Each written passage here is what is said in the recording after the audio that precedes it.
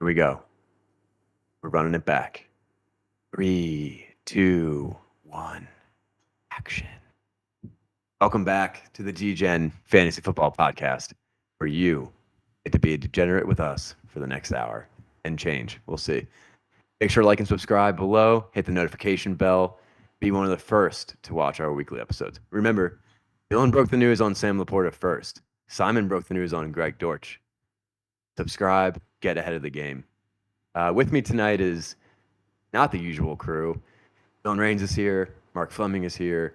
And I'm Dan Schmader. Unfortunately, Simon McQuinn is in Martha's Vineyard. Yep. It's bougie. Yeah, it is. It's bougie.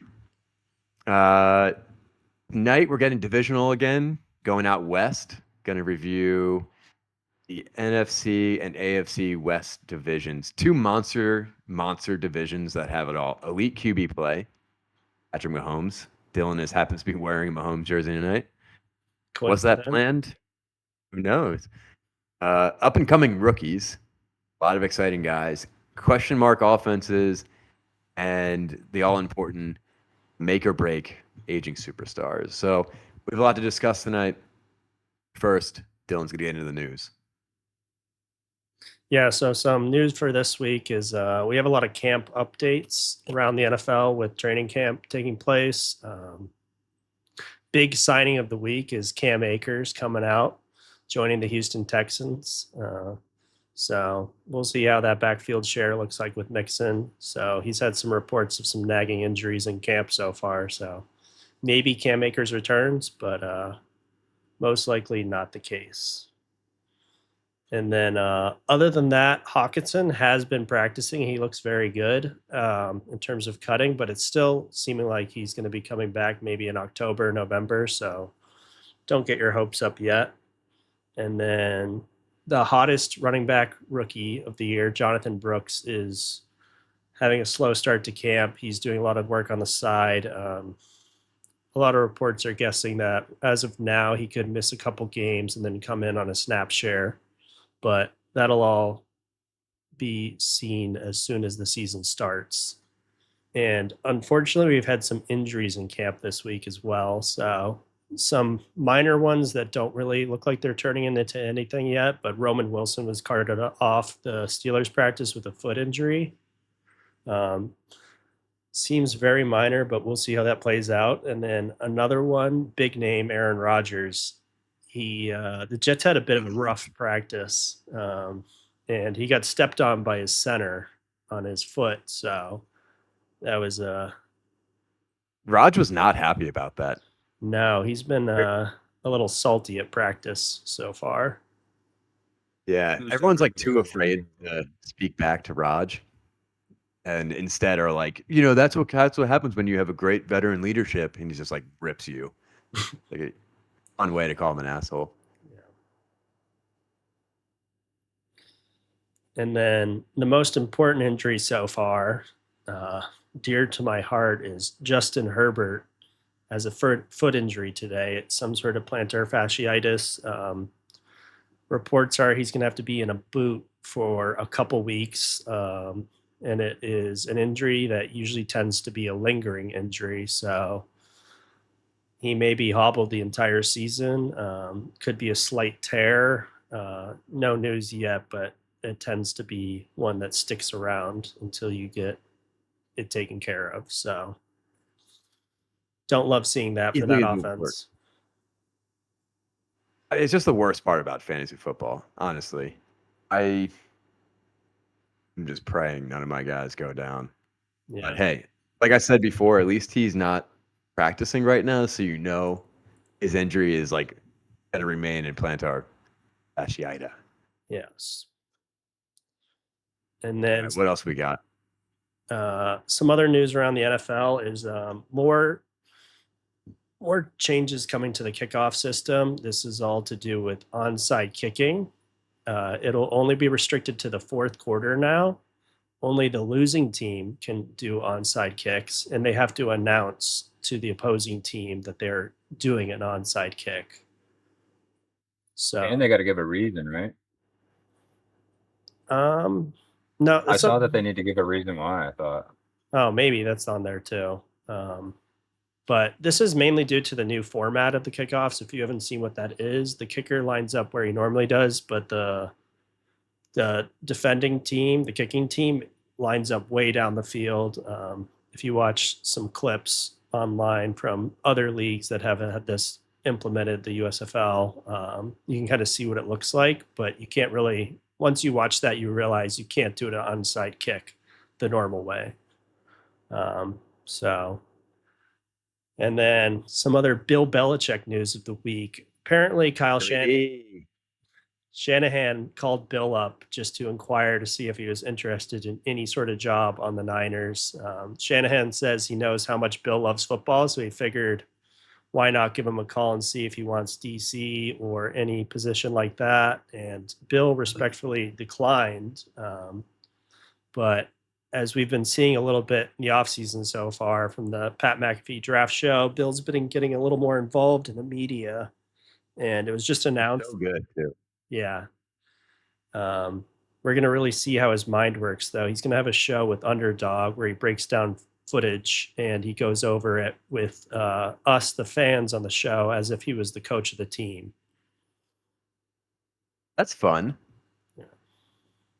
Dude, Bill's been going through a bit of a reconnaissance. I know. Billisons. Yeah, he's probably living his youth again. Yeah, he's making a lot of money, dating a 23-year-old. He's just living life. Yeah, this was great for him. He's actually hilarious too. Did you guys see the roast of Tom Brady? Yeah. Hilarious. So good. That shit got me, dude. Him taking a shot with Robert Kraft too, like as a Patriots fan, like being a Patriots fan forever, like just seeing how like all the news over the last couple of years of like how things were 2 years ago and Kraft calling Kraft calling the Falcons allegedly and saying, don't hire Bill. And, a couple weeks later after that, there's the roast and they're all like, everybody come up. And I don't know. I thought it was just like, as a fan, I thought it was just a really cool moment, It was nice to see, Yeah. Legends of the game. Yeah. So get some contracts this week as well. Yeah. Who signed? Who's left? So we got the two hammer quarterback contracts. Tua came first with 4 for $212 million.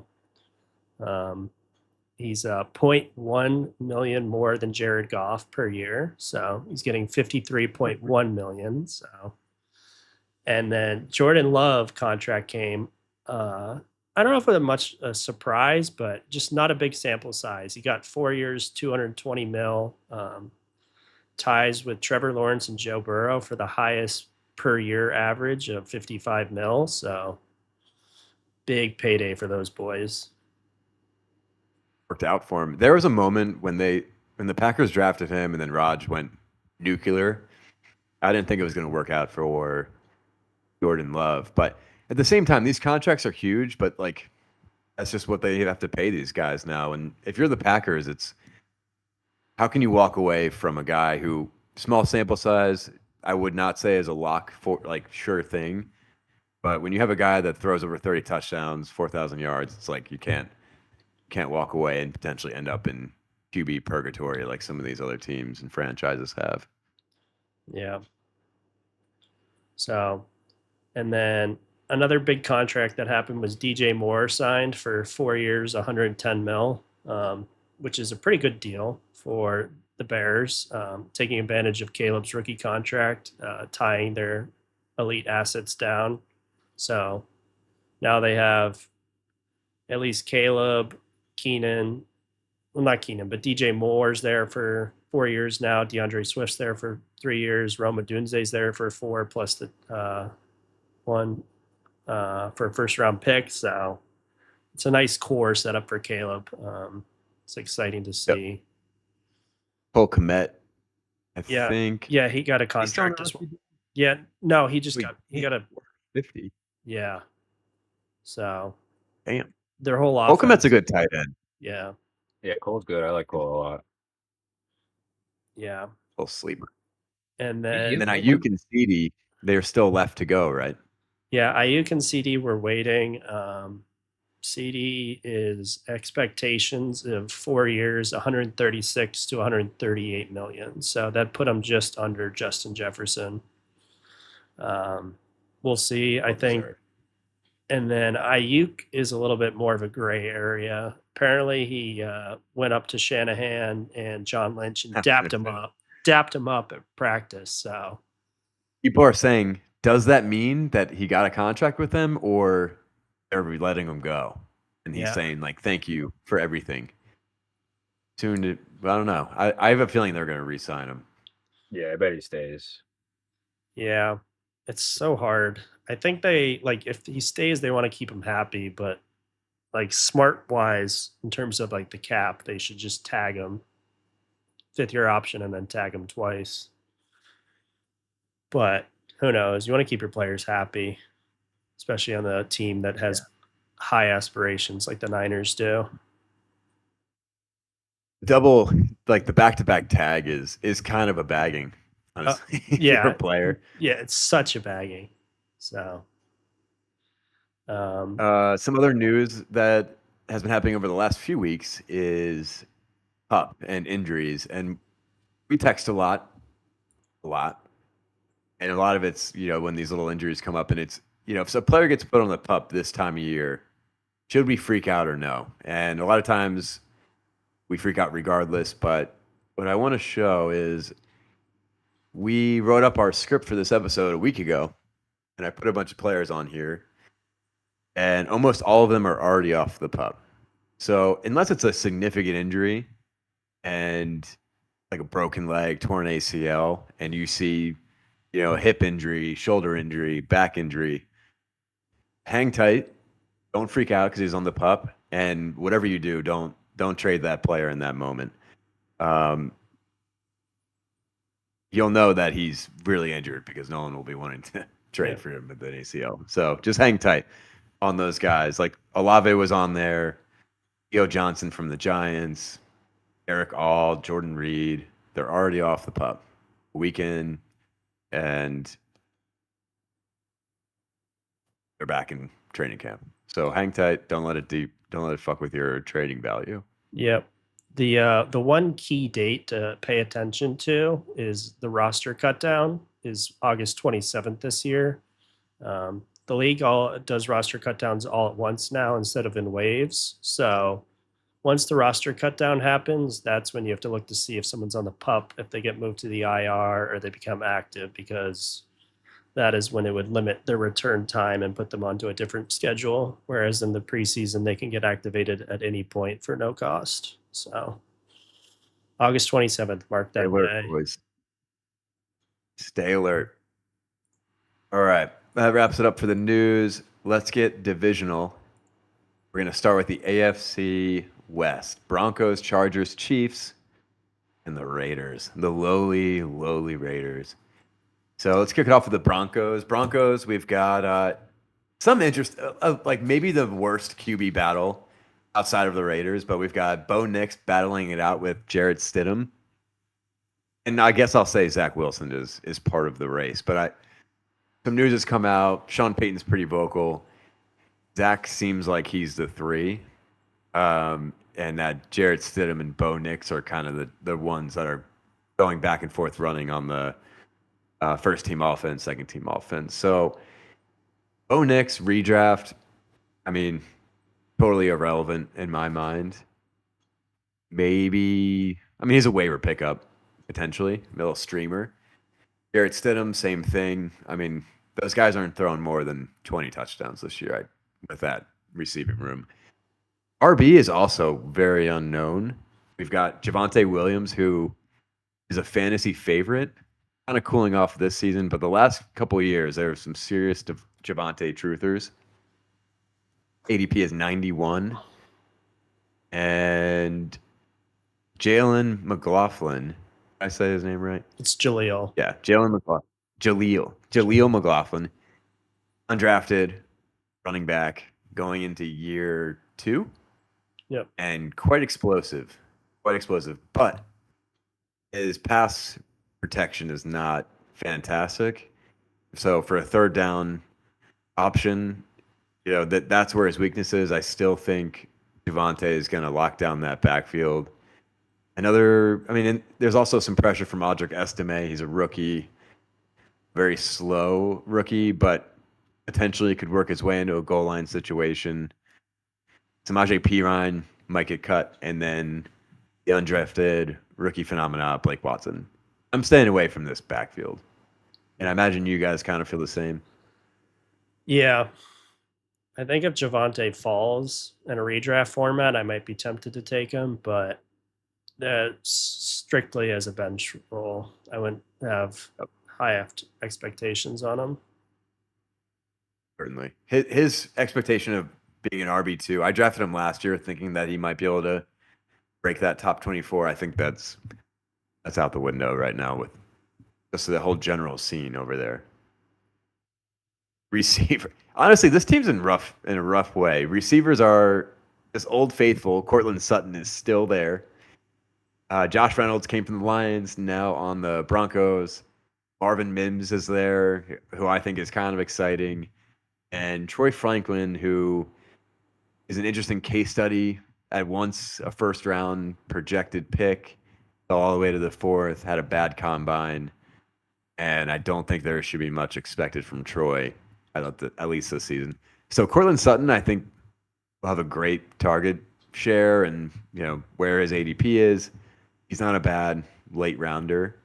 And then I keep your eye on Marvin Mims too, although he's more of a deep ball threat, and I think Bo is more of like a dip and dunk kind of guy. So honestly, Sutton potential, but the rest of the guys kind of irrelevant. Yeah. Tight ends. Can I say? What do you think about the?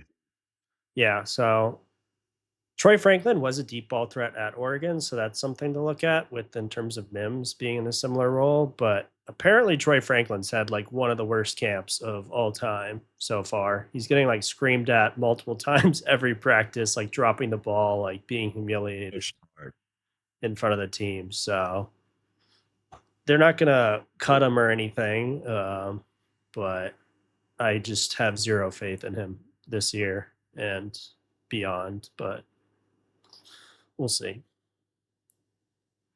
Yeah, so Marvin should maintain his role there. And last season he shined a couple times to the point where it was kind of confusing why he wasn't getting more looks. Yeah. But honestly, the offense was and maybe still is kind of in state of flux. Tight ends, Troutman's on here, Greg Dulcich. Dulcich is worth mentioning because he might be like a good sleeper tight end. A couple seasons ago, he was pretty explosive on plays, pretty fast for his size. But again, I don't think you're looking at a tight end 1 threshold. Maybe he sneaks in there. Maybe. He's also very injury prone. So we'll see. A great hair though. Oh, great to say great hair. Great hair, bro. And then their offensive line ranking per PFF is 15. So probably the strong part of their team. Yeah. It's like the only shining light on the offense. Yeah, that's it. All right. So moving on to the next team, we got the LA Chargers. Forever the San Diego Chargers, rest in peace. So regarding the news earlier for Herbert, that is very unfortunate. Up until that news, I was feeling like he was kind of a steal in redraft formats. He's going in the 10th round right now in redraft. So he's got a lot of upside for a 10th round QB, but with the Harbaugh offense and now the injury, he might not be such a sure bet. So, and then in their backfield, they brought in a couple guys from the Ravens. They brought in good old Gus Bus and glass cannon J.K. Dobbins. And then the other exciting piece they have is Kamani Vidal, but then again, he's a 5th round rookie. So who knows what that's going to look like. But I kind of like his opportunity to get some sort of role there with J.K. Dobbins and Gus ahead of him. Gus is the highest paid running back in the room, but he's never been a feature back. He's always kind of been a goal line, short yardage guy. So we'll kind of see how that's like, yeah. I mean, like you said, the success rate for like even third round running backs and on is pretty low. But he feels like one of those guys with the opportunity he has where you get into week 8, week 9 of the season, and there might be a scramble to get a doll out of waivers. Yeah. I don't imagine he's drafted in a redraft format, right? Maybe like later rounds, you could take a flyer on him in like the 14th round. He's kind of squeezing up there right now. So, okay. I feel like it's impossible for Gus and JK to both stay healthy. I feel like it's just inevitable that the same. And like unfortunately I feel like I just have no faith in that backfield at all. yeah. Especially with how much they'll be running with the Harbaugh style offense, I think they're going to need a lot of fresh bodies. So, yeah, I do like Gus though at that ADP. Yeah, it's not a bad ADP for Gus, especially if you can get some nice touchdown production. And then 16 to 20 touches. That'd be awesome. And then in terms of the wide receiver room, they just sent off Keenan Allen and Mike Williams. They're two veteran presence wide receivers. So they brought in Lad McConkey in the draft. Other than that, they're kind of rolling with most of their guys. They also brought in DJ Chark, who's not very exciting. He's kind of flashed in a few games over his entire career, but he's never proven to be a guy. So Lad is the highest. Yeah, so Lad is the highest drafted player out of their wide receiver room, which makes sense. He had the highest draft capital most recently, other than QJ. But I like Josh Palmer a lot out of here. He's going in around the 12th round. He's got a good connection with Herbert. He's most reps with him compared to any of the other guys. Herbert trusts him.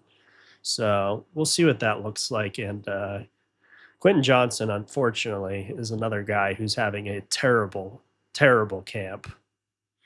I was going to say that I've been seeing so many things on Twitter of Huge dropping passes, which it is interesting in a dynasty sense. The rookie receivers, they almost like hold their value pretty well. He was terrible last year, but then the following season, people are still like giving him a chance. And I don't know. I mean, out of all those guys, Palmer is the most exciting at that ADP. I think McConkey will be useful. Yeah. But Palmer's always been good. And now he has more opportunity than he's ever had in his career. Yeah.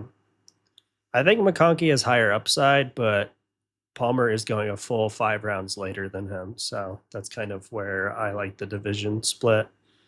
And then their tight end room is abysmal. They brought in Will Disley and Hayden Hurst. So that's just total nothing burger there. And then their PFF O-line ranking this year is 12th. They just brought in Joe Alt, who they drafted with the 5th overall pick. He's an absolute specimen. Very big guy, great blocker from Notre Dame. Most comps say Tyrone Smith from the Cowboys. So I think if we can keep Herbert healthy here, it's just a great pick. So it's kind of a little bit of a rebuild right here. So, but yeah, I mean, one of those running backs might really be nice. Hayden Hurst was a first-round draft pick back in the day. Yeah, there was a moment I thought he might have had something, but I passed. All right. So moving on to the next team, the whole reason why the AFC West is thought of as one of the better divisions is solely because of the Kansas City Chiefs. I mean, you got Patrick Mahomes, of course, still the best quarterback in the league. Had a down year last year fantasy-wise. Had a terrible wide receiver room. They made quite a few moves to fix that. We'll see. But redraft, he's going beginning of the 4th round right now, which I kind of like personally. I like his upside. Dude, I think he's going to throw 50 this Yeah. year. He's back. Yeah.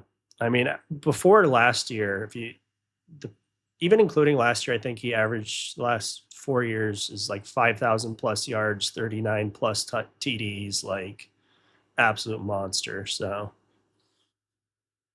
their backfield, I mean, Pacheco looks as strong as ever.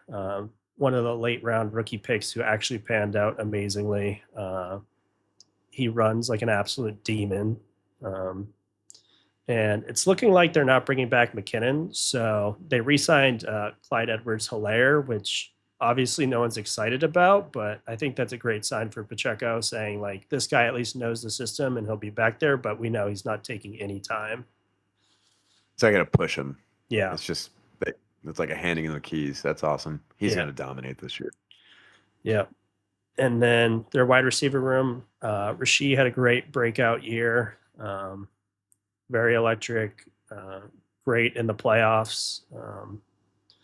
Obviously, the whole suspension looming and off-field drama is occurring, but the closer it gets to the start of the league year, we're only 5 weeks away today from the first game. So he's moving past it. I've been seeing him make plays in camp. I think we're going to feel. I don't know how much he dropped and during our dynasty draft a few months ago, but yeah, he was on a rocket ship prior to that, and I think it's well earned. Yeah, he's still. Yeah, so I believe I got him. Yes, you did. You want to give him to me? No, I got high hopes for Rasheed Rice. I think I don't know. I'm pulling for that boy. You know what I mean? I hope he stays out of trouble. Hope he stays on the team. You know, wide receiver one over there. I think that the Chiefs that's such an exciting wide receiver room now. I feel like between Worthy, Rice, and Hollywood Brown, I just feel like that's just so electric. Yeah, love it. Yeah, it's a very exciting room, and I don't know if you guys have watched any of the camp from the Chiefs yet, but obviously just camp. But Mahomes is absolutely loving airing the ball out to Xavier Worthy. First play in every practice so far has just been a fucking go deep and just chuck it to him, and he's catching them more often than he's not. So the only concern is Hollywood Brown playing. Is he practicing right now? Yeah, I believe so. Okay, I thought he was injured or something, or maybe he's not full practice for 11-on-11s, but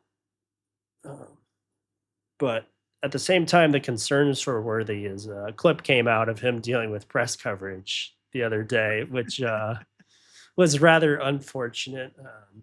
Everyone knows that press coverage isn't as big of a thing, if at all, in the college level, just because it just doesn't fit the system with the less athletic players. So just seeing Worthy get absolutely tossed off the line was brutal. That was damaging. Yeah.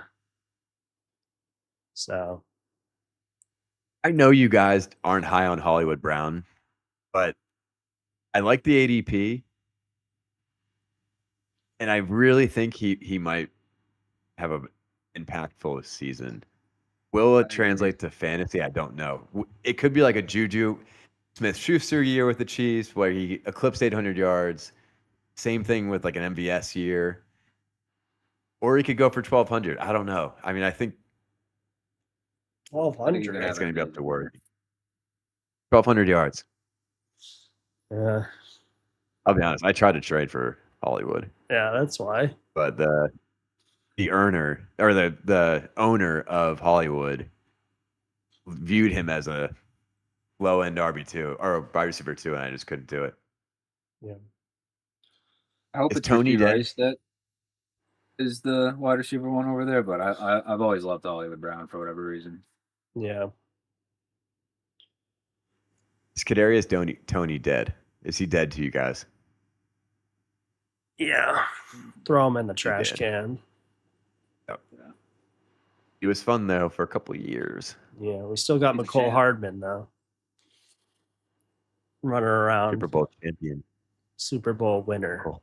All right. Anyways, tight end rooms. We still got Travis Kelce there. I mean, last year Travis averaged the most points per game fantasy wise. He just missed 2 games, so I still think he's the number one tight end this year coming in. We'll see what his use is like with the more weapons, but everyone knows Travis is Mahomes' guy, so he's going around starting of the third round right now in redraft, so still a very high pick, but it is much lower than he's been in years past. I think last year his ADP was around 8 in redraft, so Just killed people. Do you guys take him in the third round? I agree. I think he's going to be good again, or like number one tight end this year. But would you take him that high? I would, but I'm a little biased In Dynasty or redraft? I'm in redraft. really redraft. I'd probably take him in redraft early. The only way I wouldn't though is like if I'm like pick 3-1 and like Josh Allen's still there. I'm not taking him over like Josh. And that's like right around where Josh is going, a little bit earlier, but yeah.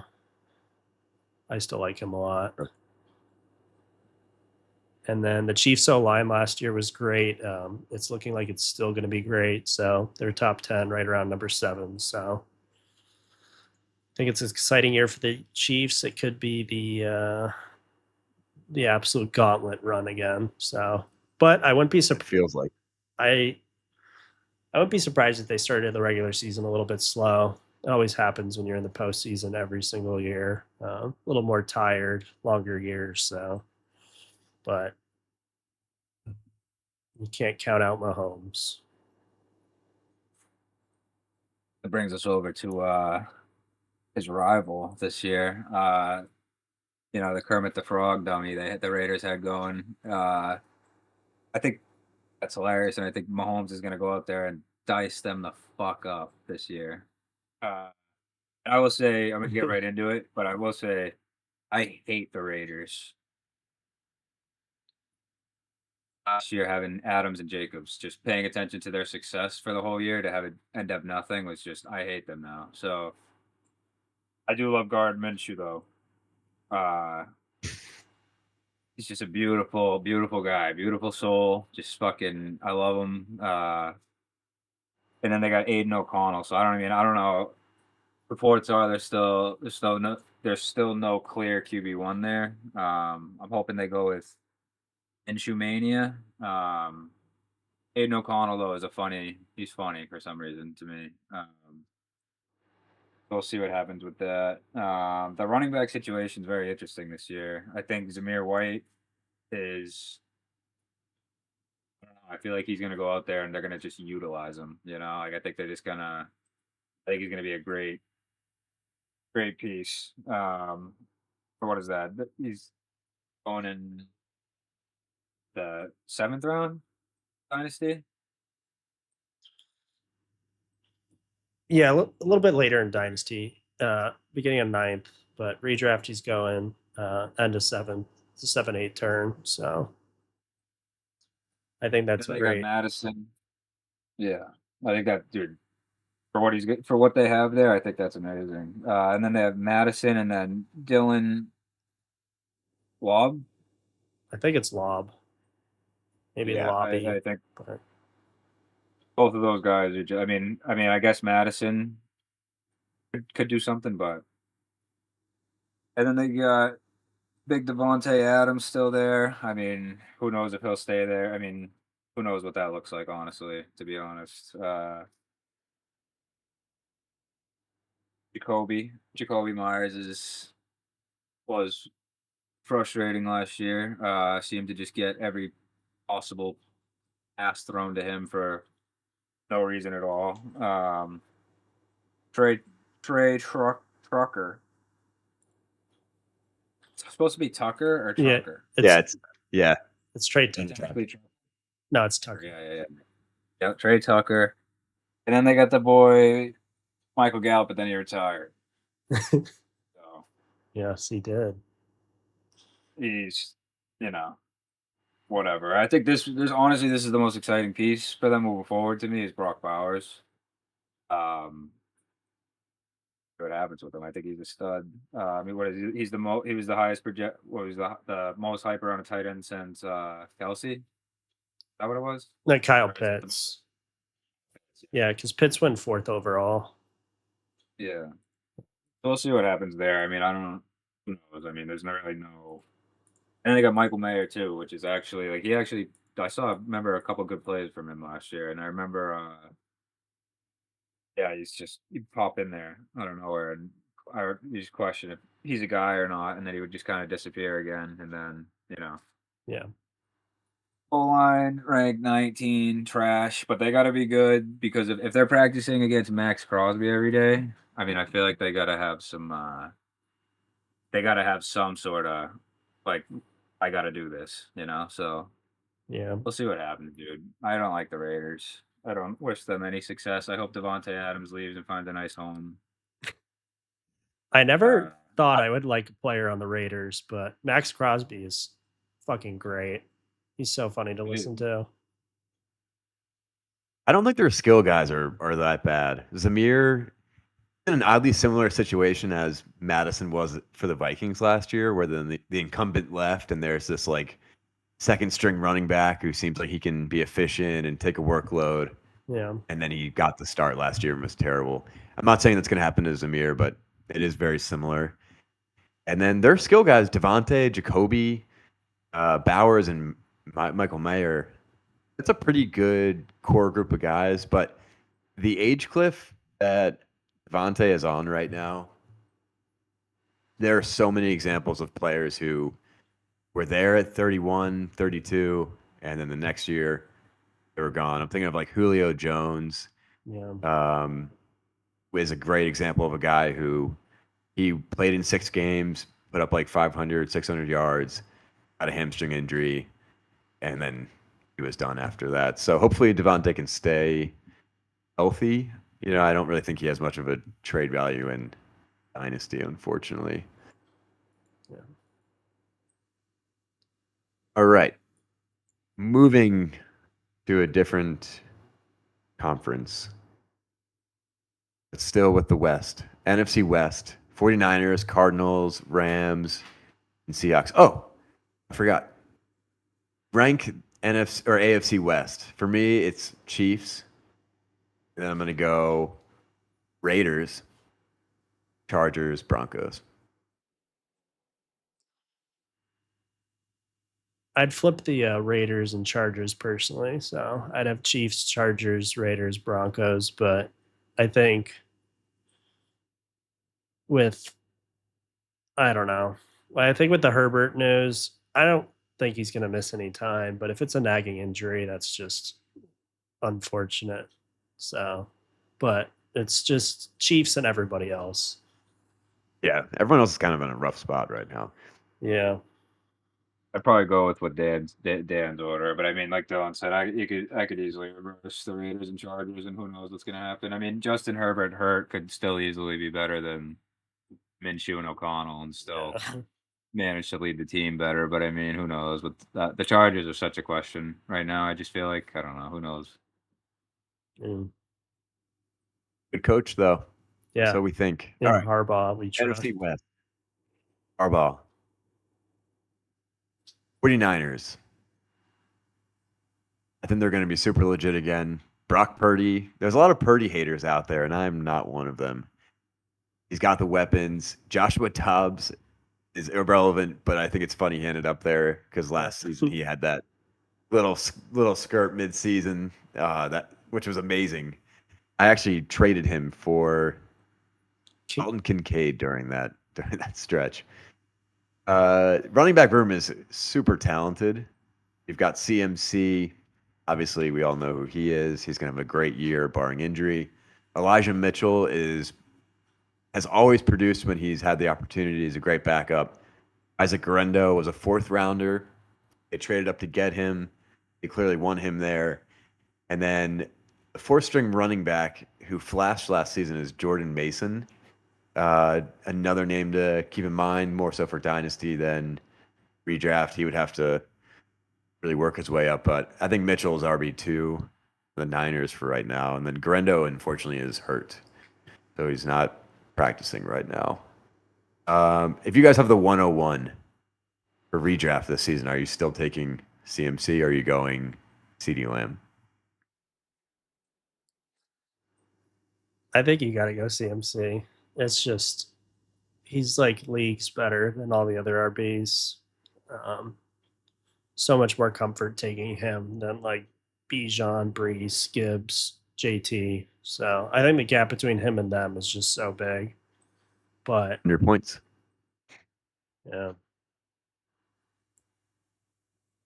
Mark, you going CMC as well? Me too. You got to do it. You guys got to respect the guy until he dies. You know.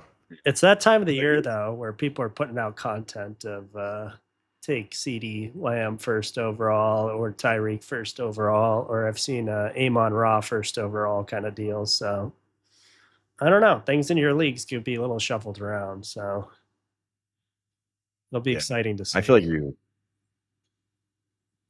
Man, that'd be so cool if you had the third overall pick and he fell to you. Oh my God.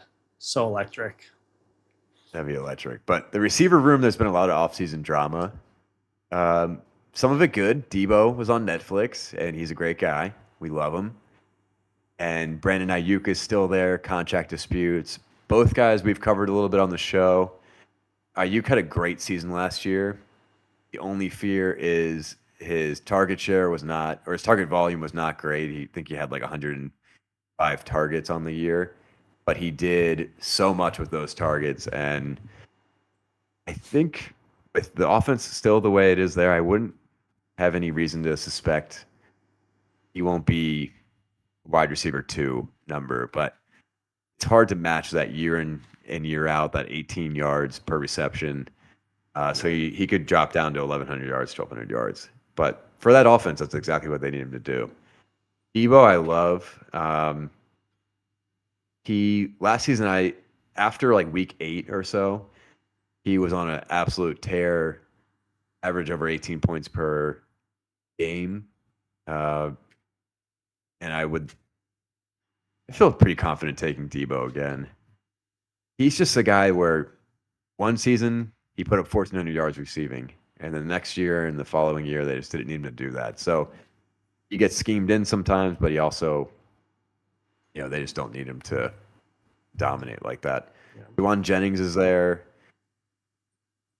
He's a great player in real life, but fantasy irrelevant. Ricky Pearsall, wouldn't expect much from his rookie season. He's another guy who's just getting absolutely slammed on Twitter for not getting off the release. And then Jacob Cowan, we've touched on. Did you see that video? Yeah, that video of where they're like fans are saying Drewski's getting more separation than Ricky Pearsall. Yep. It's so good, dude. One clip, man. That's all it takes. And then Jacob Cowan, we talked about a little bit. Very highly rated coming out of college. Not great draft capital. I think he's a good dynasty stash, though. But redraft, wouldn't expect much. I'm curious what you guys think about George Kittle. He was top tight end on the year, top 5 last year on. He's been top 5 the past 3 years. I think Kittle gets insane disrespect just because there's so many weapons on that team. Yeah. It's just everyone's like, oh, he's streaky or he misses games. And if you look at it, there's only one season that he's played missed more than 2 games. So he's not as injury prone as everyone makes him out to be. So I don't know. And the thing about Kittle is he's a tight end. He's going to have spike weeks where he gets you 24 points. That's amazing. Yeah. But then he might get you 2 points or 1.5 points. But if you have other guys who are consistent, go get a tight end who gets you some spike weeks. That's awesome. Yeah. That'll make you win games. That'll literally get you to win weeks. Yeah. I think Kittle has the highest ceiling out of all the tight ends. Along with Kelsey, but Kelsey's getting a little bit older, but still some weeks Kittle is just an absolute monster. 3 catches for 2 touchdowns, 100 yards. You're just like, what? Okay. Yeah. That's quite an advantage at the tight end position. Their offensive line, this is kind of surprising. PFF ranks them 24 and it's preseason, but I don't know what they were ranked in years past. That just seems, but I think the Niners are set up to run it back. It's just Trent Williams holding down the fort, and then the rest of the line's very shaky. So I think that's like the next thing to address on the team. That brings us to the Cardinals. Cardinals are a very interesting team this year. Kyler Murray coming back. He was out most of last. Was it most of last year? Or was it? How much did he play last year? I don't think he played much at all, right? The second half of the Yeah. season. So then they picked up that boy Desmond Ritter. Hasn't really done anything yet. Who knows? I don't really got much to say on Desmond Ritter. Yeah. James Conner. I love James Conner. Who knows how he's going to be getting? What is he? 29 now? Yep. Yeah, 29. He's getting up there, and they just brought in Trey Benson. So, I mean, it's the passing of the torch where Jimmy Conner just kind of fades off, or I can honestly see him having a really big year for some reason. I just thought of that right now as I said it. Maybe that's the hot take this week, real quick. Jimmy Conner, great year. Yeah. I think that's to be expected there. He's definitely like, it's his job. And then they got Michael Carter. He's like 5'3", well, third string. You know, I don't know. What are you gonna do with Michael Carter? You know, I don't got anything to say on him either. Marv. I mean, I'm not too big on Marv for whatever reason. Like, I think it has nothing to do with his play either. It has nothing to do with anything at all. But I don't know. I feel like you gotta see it first. You know what I mean? Like, yeah. I think Marv is like as a lock of a prospect there's ever been for wide receiver, but his ADP right now in redraft is like disgustingly high for a rookie. I mean, we all remember Jamar Chase's LSU years where he was the alpha there with JJ, and in redraft leagues he was going in the third round, and right now Marvin Harrison's going at the back end of the first, early second. So I love Marv. I heavily overpaid for him in a dynasty league, but he, as a rookie in redraft, I don't know if he's worth a pick 14 overall. So, yeah, I just don't see him coming out and producing like high numbers like that when like at that spot at the end of the first right away. I don't know. I mean, he's just enticing. He looks good on the roster. Like, you want him. You want a guy like that. yeah. So I could see why he's going, but I just don't see him coming out and just getting, 20, 22 points a game or whatever, or whatever you want to say. But Yeah. we'll see what happens. Michael Wilson, they got kind of, Zay Jones, Dortch. I love Greg Dortch. I mean, I love him simply for no reason at all. Besides, I have him on my team.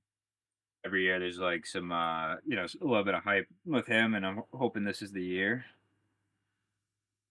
Torch to the moon. I think it's worth noting on the Marvin front, he's not alone in that room either. Michael Wilson is a good player. Zay Jones is a good player in real life, and Dortch is, a pretty solid player too. And then the guy you're about to talk to, like, it's not a neighbor situation where it's neighbors and no one else.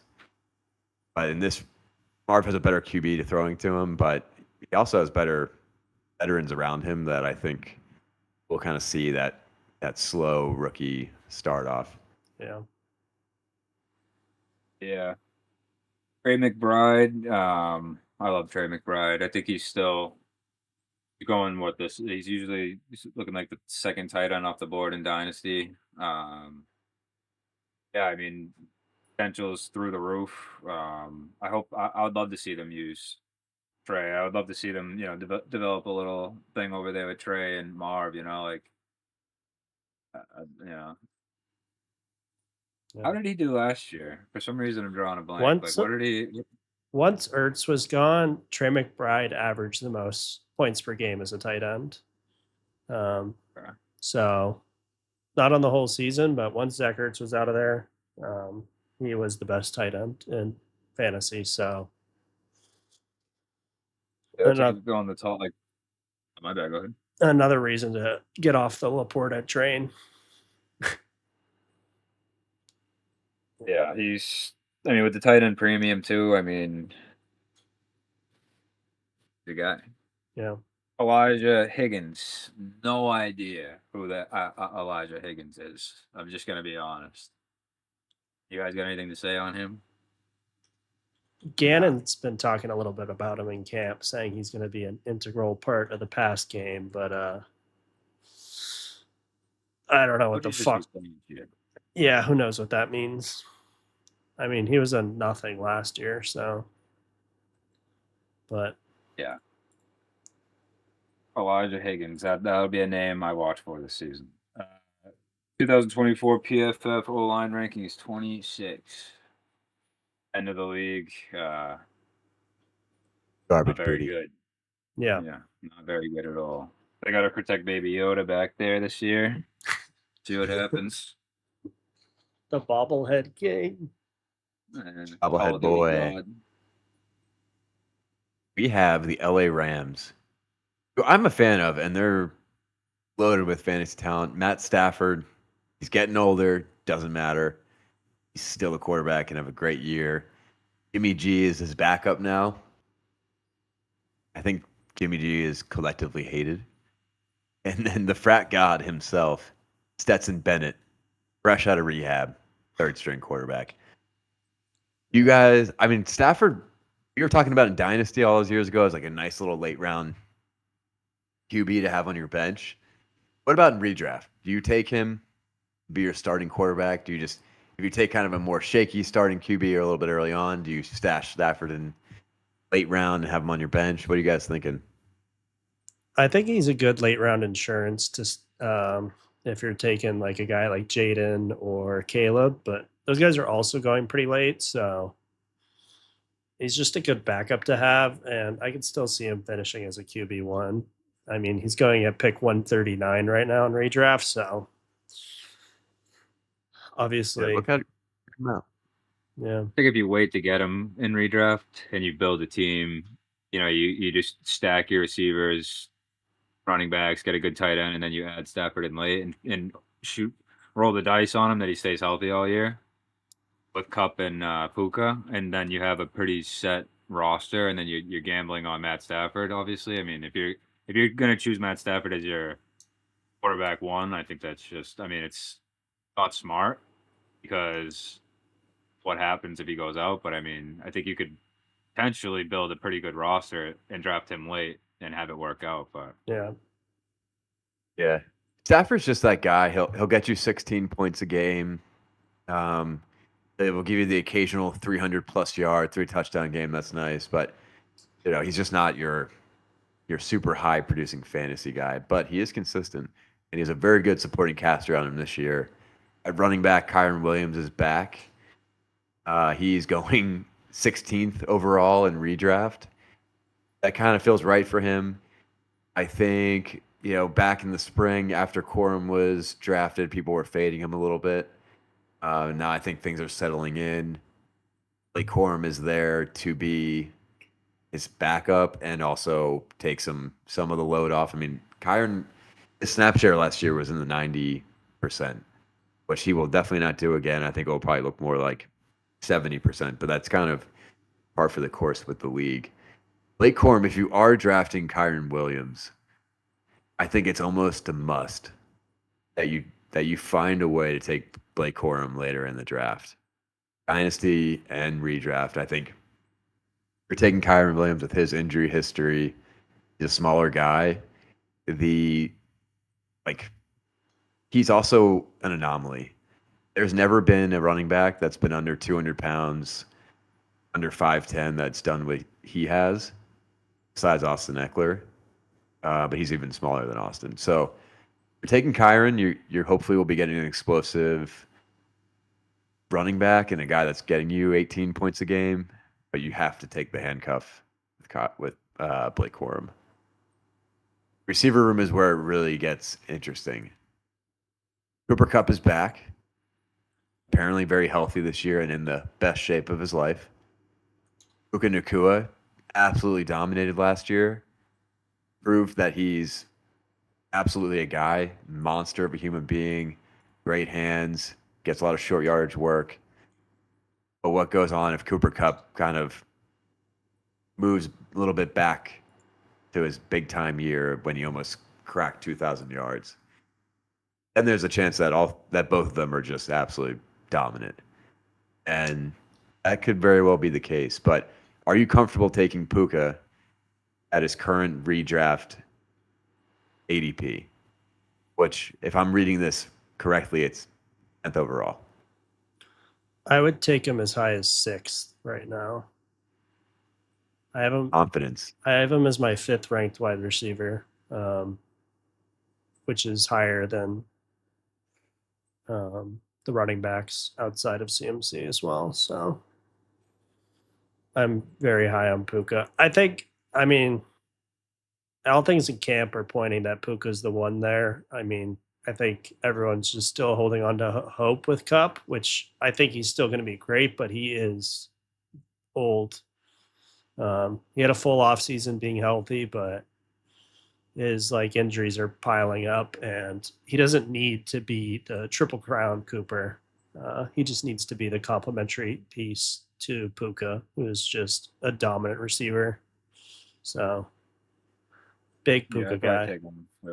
I'm a big Puka guy as well. I got him on my dynasty team, so it just makes me root for him that much more. I'm a Puka truther. I think Cooper Kupp is going to come back and he's going to probably be pretty productive, but I'm hoping that Puka just puts a little bit of space between them. You know what I mean? And just has a better year this year than he did last year. But tough to beat. It might just help Puka be better. But Cooper Kupp he's over 30 years old, and Matt Stafford loves to hyper target a guy. He's done it his whole career, and I think last season he found his new young guy to do so with. So if anything, Cooper will help make the team better, but will not break into Puka's production. Marcus Robinson is a fun player. He was on Dylan's Chiefs, won a Super Bowl with them. Then he went to the Ravens, was irrelevant. And then last season on the Rams, Tutu Atwell started the year off. You guys remember that when that waiver pickup, that first couple weeks, it was Kyron, Tutu, and Puka. That whole offense was a mystery to us. Yeah. And some people pick Tutu Atwell over Puka, which is, real shame for those guys. But once Tutu kind of faded off, Marcus Robinson actually was really productive. Not so much for fantasy, but he did get some looks and was really good for the team. He's still going to be their 3. Jordan Whittington getting a lot of camp buzz. And it's causing dynasty managers to add him by the thousands. That being said, for this season, for redraft, Marcus Robinson's still your 3. He might be a good waiver guy. At some point into the season, especially if injuries to Kupp. The tight end situation in LA is a complete shit show. Higglesby, still coming off injury. He was put on the PUP. He blew out his knee pretty late in the season last year. They brought in Colby Parkinson on a surprisingly large deal. I believe it was 3 for 21 or something around. Yeah. Not chump money. And then Davis Allen is another guy coming out of camp where he's getting some coach speak about being involved in the offense. We have no idea whether he's a pass catcher really or just a effective run blocker. So I don't really want any of those guys for redraft. I have a couple of them rostered in Dynasty, but that's just because of lack of resources, I would say, in the tight end world. But Higbee's always just been that guy you stream week to week if you're really in a pinch, and hopefully he gets you 6 points. But I don't really foresee Parkinson being this receiving tight end. I think he was on the Seahawks. He didn't really catch a lot of passes there. I assumed it's just because he's an effective blocker. And for blocking, for offensive line, they're ranked 16, middle of the pack. I think we see a much improved Rams team overall, and their offense even takes another step forward. Yeah, I agree. Their O-line's very young too, big upswing. And then in terms of teams not on a big upswing, we're gonna finish it out with the Seahawks here. So Seahawks are they got Geno back at quarterback again. They brought in Sam Howell to be the backup. I mean, a lot of people are hyping Howell up, but it's Geno's job for sure still.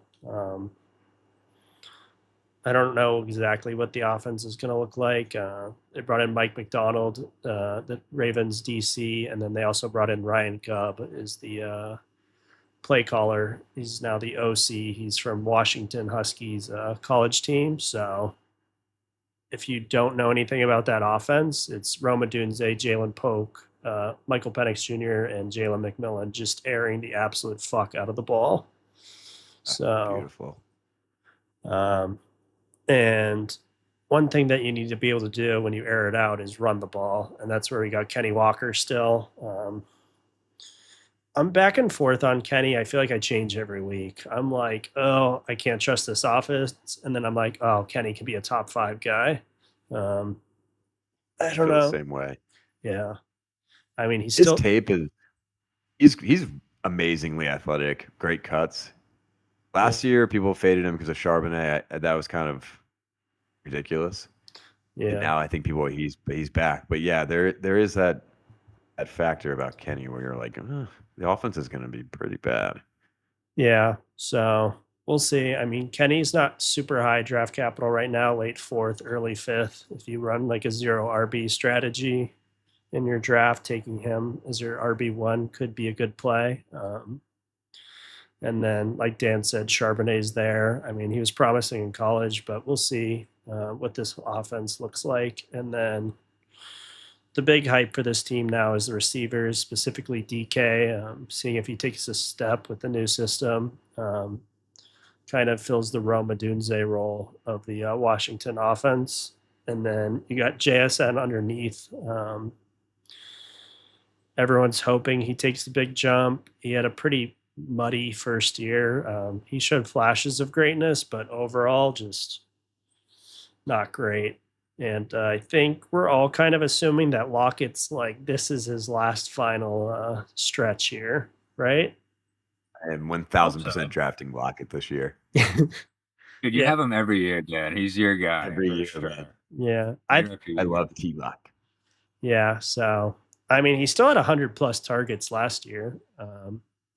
I don't think he's going to like fade into oblivion by any means. I still wouldn't be surprised if he had more targets and production than JSN once again, but everyone's really hoping that JSN turns it around. Personally, not a believer, but we'll see. I was going to ask, this is a dynasty only question. Now, when you talked about, what was it? Is it the endowment effect? Or the sunk cost fallacy? Yeah, this might be more endowment. Okay. Because JSN in real life, like we all know what he is. He's very risky to trade for, but owners see him as already having taken that jump. Yeah. So he is hard to trade for in Dynasty. But would you do you have any interest in putting a package together if you could buy low on JSN? I mean, if you could buy low, yes. I just really don't have that much faith in Geno. I mean, it's just we'll see what the offense looks like, but yeah, obviously, if you can buy him low, I mean, it's like how low are we talking? He's still going for like a late first in some leagues, so yeah, not low enough at all. Yeah, I feel like Sam Howell is going to make his way into the lineup at some point this year, and as far as JSN, I don't like him. It would be more exciting if Sam was the quarterback. Yeah, I'm so out. I'm so out on the Sam Howell starting take. It's just like getting talking to death. Yeah, but it's inevitably. I feel like it's not anything to do with the media talking about it. It just feels like Geno Smith is gonna go. It just feels like something bad's gonna happen this year or next year with him. Like not bad, catastrophic, but I mean, I don't know. It feels very easy to foresee Sam Howell going in. I don't know why. Maybe I'm one of them. Maybe I'm one of the guys that Yeah. like Sam Howell. You know what I mean? Yeah, you're one of them people I'm fed up with. That's okay. Yeah. I see the talent. He had a but mini he's a Jameis fucking last beast. year. Yeah, Yeah, anyone that throws like 22 touchdowns and 23 picks, I'm about that guy, man. That guy is a no fucks given gunslinger. Throws a pick, moves on to the next play. yeah. And then rounding out their offense, I mean, they lost two of their tight ends. Now they just have Noah Fant left. Not very exciting. He's never really produced much outside of like a couple games having flashes, but he's never finished a season highly ranked. And then But he went to Iowa. And then another reason why I'm out on this offense as well is they have one of the worst offensive lines in the league. They're currently ranked 31st. And the only type of teams that can get away with that usually are ones with elite quarterbacks. So we know that's not Geno. So, but Ouch. maybe he just is Michael Penix next year. Has a great year under the Ryan Grubb system, just airing it out. But I don't think that's going to happen at all. Ooh, that's a brutal offensive line. All right. Thank you, guys. Before we end, what do you guys think for this division? I'm going Niners, obviously. Rams. Cardinals. Seahawks.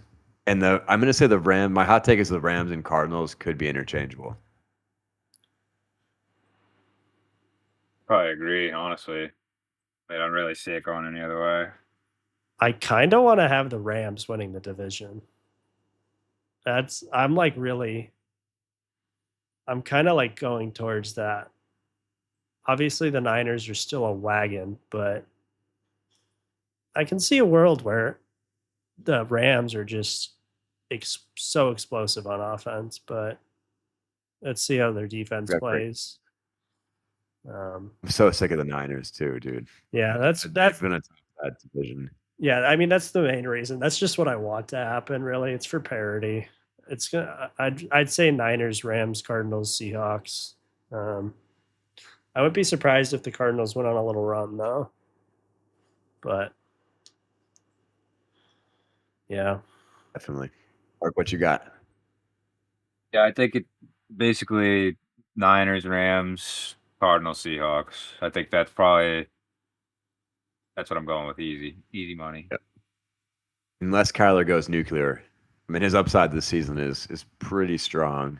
But the Rams have some weapons now that we're talking about it. So yeah. Alrighty. Thank you for watching us break down the AFC and NFC West divisions. Again, loaded with top tier QB talent, Mahomes, Herbert. Got some oldies, Devontae. We'll see what happens. Some question mark guys like Kenny Walker. And then hopefully some of these younger guys who can take the turn, like JSN and Xavier Worthy. So it's certainly two divisions to keep an eye on, potentially targeting your draft. But for next week, I think we're going to go. What are you guys thinking? NFC East would be fun. A little Eagles action. Yeah, we got a little Eagles Pats action. Yes. Okay. Okay, we're going back out east. Yeah. All right. So please like and subscribe below, and we will see you next week. Peace. Peace.